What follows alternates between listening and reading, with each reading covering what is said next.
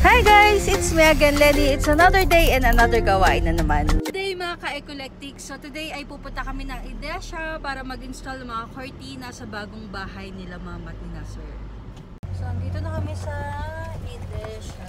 Pagkarating nga namin dito ay humingi muna ng permit sila Sir para makapag-install kami ng mga cortina. At nung okay na nga ay agad-agad kami nagsimula. So habang nagpe-prepare si Bien para sa kanyang bubutasan ay inaayos ko naman yung ibang mga gamit. Dito pala kami unang nagsimula sa taas. At ang napiling tela nila ma'am ay Enchantress na dark green. At sa lahat naman ng ini-installan namin, palaging ganito talaga si Bien. Pinupulido niya talaga lahat ng trabaho. 2 bintana pala to sa master's bed. At after naman niya magbarena ay diretso punas na para malinis na. Sunod naman ay dito kami sa kabilang kwarto. At pansamantala, ito muna yung magiging stock room nila. Lahat pala ng pintana na nilagyan namin ng kortina ay isang tela lang ang napili ni ma'am. Pang ilan na nga to sa mga bahay na in-installan namin. At lahat ng yon ay wala siyang shortcut na ginawa. After naman namin sa mga kwarto sa taas ay dito naman kami sa sala. Maiksi lang pala yung kortinang ginawa namin dito, gawa ng may hagdan. And lastly ay dito naman sa kusina.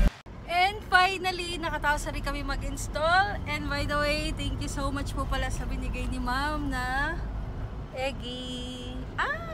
Nawawala na ako. May egg pa yan? Ewan ko lang. Eggy. Puto.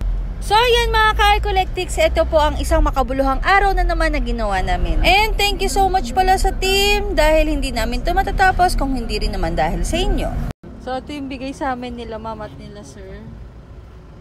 Wala, ito yung nagte-trending ngayon. Yan o. Mixed variant to. Love, meron salted egg with puto. And that's it for today's video.